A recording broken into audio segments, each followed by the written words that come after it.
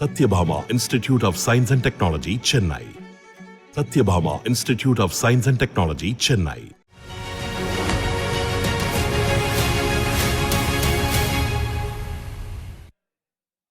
பாமகவின் அன்புமணி வேடந்தாங்கலுக்கு வரும் பறவையை போன்றவர் என அதிமுக பொதுச் செயலாளர் எடப்பாடி பழனிசாமி விமர்சித்திருக்கிறார்.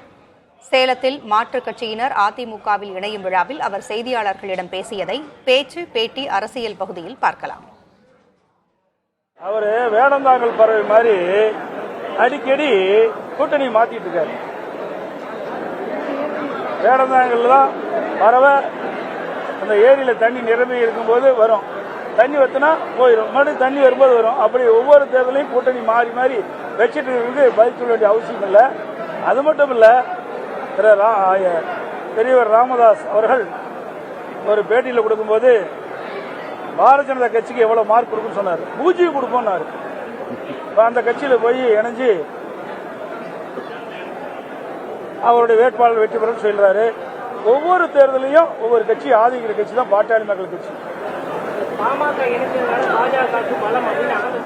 அதையும் சொல்லிட்டா நாங்க என்ன பண்ணுறது? ஏங்க இதான் மாறி மாறி கூட்டணி வச்சுட்டு தான் இருக்கிறாங்க. அவர் கூட்டணி வச்சுக்கும்போது நாங்க ஜெயிச்சுமா? ஜெயிக்கலையே. 2019 அவர்தான் கூட்டணி இருந்தது, 2021 அவர்தான் கூட்டணி இருந்தது. எங்க நாங்க வெற்றி பெற்றோம்? ஆக அதிமுகவை பொறுத்த வரைக்கும் கூட்டணி நம்பி அல்ல, கூட்டணி கட்சிகள் வந்தா வரவேற்போம். அதே நேரத்தில் கூட்டணி கட்சி வரலாலும் எங்களுடைய சொந்த பலத்துல நிறைய திட்டங்களை நாட்டு மக்களுக்கு செஞ்சிருக்கிறோம். 50 ஆண்டு காலத்துக்கு மேலாக என்னுடைய கட்சி துவங்கப்பட்டு பொன்விழா கண்ட கட்சி, 30 ஆண்டு காலம் ஆட்சி புரிந்த கட்சி. அதிமுக ஆட்சி காலத்துல தான் தமிழ்நாடு ஏற்றம் பெற்றது, உயர்நிலைக்கு வந்தது. இந்தியாவிலேயே இன்னைக்கு முதன்மை மாநிலமாக விளங்குவதற்கு அடித்தளம் வழங்கியது அதிமுக கட்சி. அதனால அதிமுக அரசாங்கம், அதனால கூட்டணி நம்பிதான் நாங்கள் கட்சி நடத்தல. இந்த ஆட்சி விடியா திமுக அரசு ஆட்சிக்கு வந்த பிறகு கடந்த 3 ஆண்டுகளில் கடுமையான ஊழல், எங்க பார்த்தாலும் ஊழல், ஊழல் இல்லாத இடமே கிடையாது. போதைப்பொருள் விற்பனை, திமுக நிர்வாகிகளே வெளிநாட்டுக்கு போதைப்பொருள் கடத்தக்கூடிய சூழலாம் பத்திரிகையில் ஊடகத்தில் நீங்க வெளியிட்டீங்க. அப்படிப்பட்ட நிலைமையில இன்றைக்கு தமிழ்நாட்டை காப்பாற்றவன் தான் நான் ஏற்கனவே சொன்னேன்.